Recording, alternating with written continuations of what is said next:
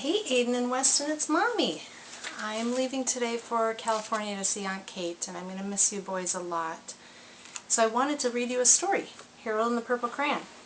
Grab the book and read along with me. One evening, after thinking it over for some time, Harold decided to go for a walk in the moonlight. There wasn't any moon, and Harold needed a moon for a walk in the moonlight, and he needed something to walk on. He made a long straight path so he wouldn't get lost, and he set off on his walk, taking his big purple crayon with him. But he didn't seem to get anywhere on the long straight path, so he left the path for a shortcut across the field, and the moon went with him.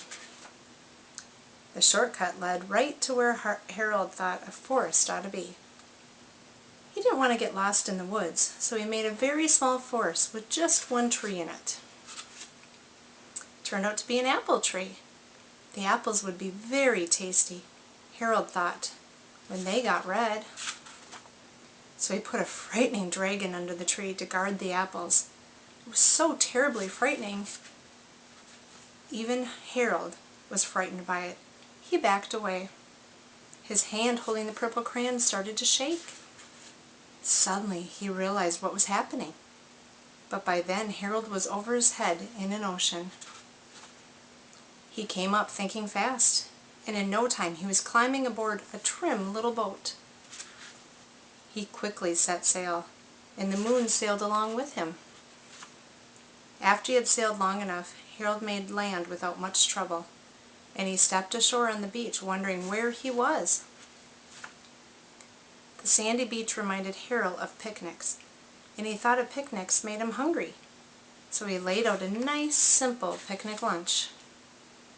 There was nothing but pie, but there were all 9 kinds of pie that Harold liked best. When Harold finished his picnic, there was quite a lot left. He hated to see so much delicious pie go to waste. So Harold left a very hungry moose and a deserving porcupine to finish it up. And off he went looking for a hill to climb to see where he was.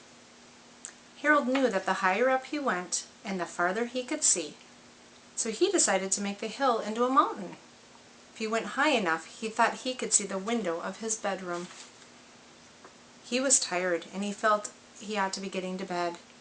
He hoped he could see his bedroom window from the top of the mountain. But as he looked down over the other side, he slipped, and there wasn't any other side of the mountain. He was falling into thin air. But luckily, he kept his wits and his purple crayon. He made a balloon, and he grabbed onto it. And he made a basket under the balloon, big enough to stand in.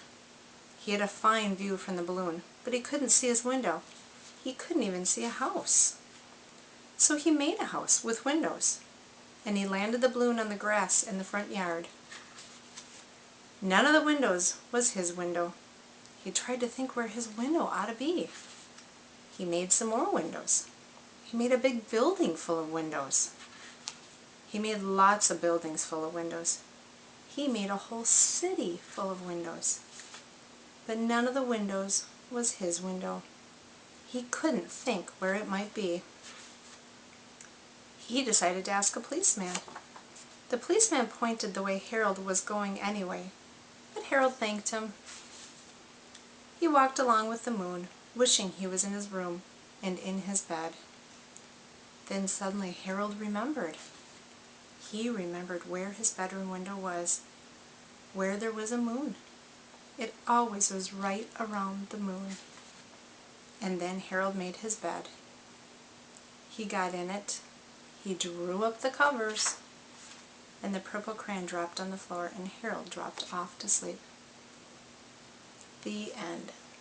I love you boys so much. I'm going to blow you a kiss, and I'm going to send warm hugs your way. I'll see you very soon. I love you.